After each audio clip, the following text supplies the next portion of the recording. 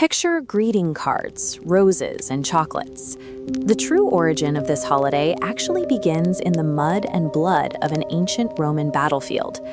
Almost 2,000 years ago, Rome controlled a massive stretch of territory, reaching from Britain to the Middle East. Holding that much land required a continuous, enormous supply of troops to defend the borders against constant threats.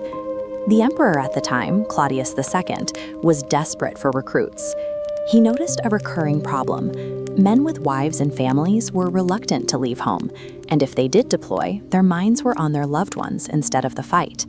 In an empire built entirely on military strength, ordinary human affection was viewed as a liability. Claudius realized that to maintain his borders, he had to assert absolute control over his citizens' personal lives. So the emperor passed a law that seems almost unimaginable today. He enacted a total empire-wide ban on marriage for young men.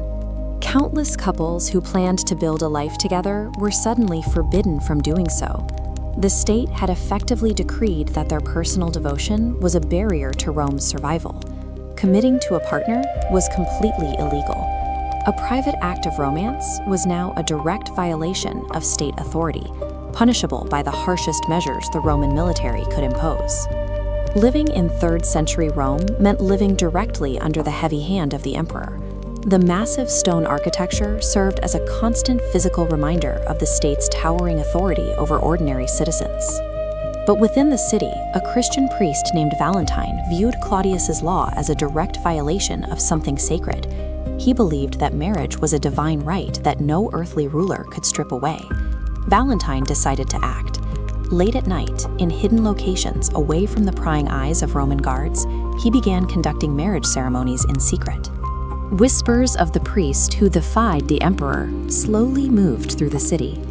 Young, desperate lovers sought him out, finding a brief sanctuary where they could formalize their commitments. Valentine knew exactly what he was risking. By blessing these unions, he was openly sabotaging the emperor's military recruitment strategy. This was an act of high treason against the most powerful regime on Earth. A secret network of this size could only stay hidden for so long. Eventually, an informant tipped off the authorities. Roman soldiers raided Valentine's operation and dragged him away.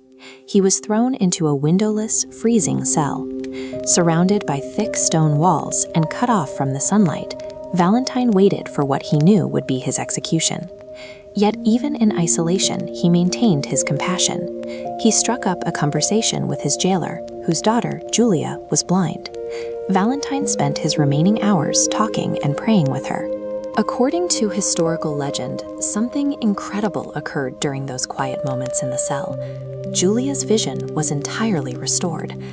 On the night before he was scheduled to be killed, Valentine asked for ink and parchment.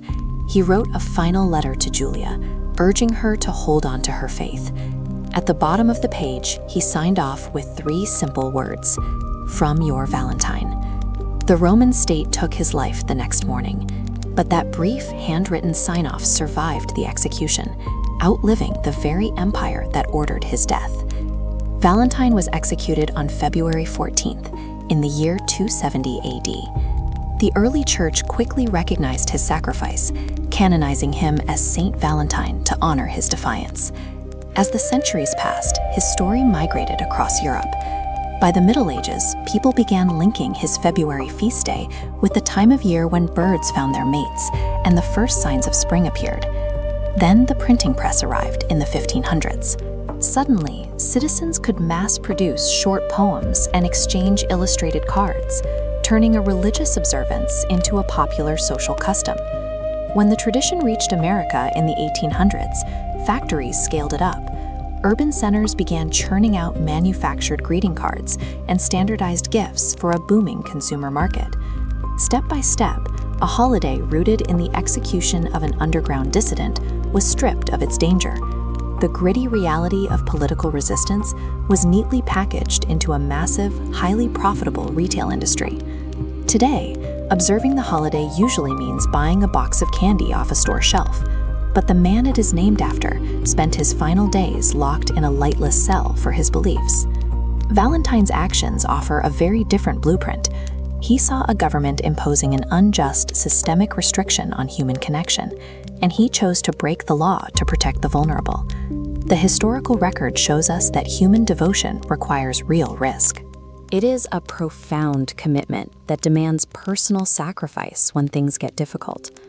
February 14th marks a 2,000-year-old act of defiance. It proves that when one person stands firm against the crushing weight of an empire, their courage can echo through history long after the walls of that empire have fallen.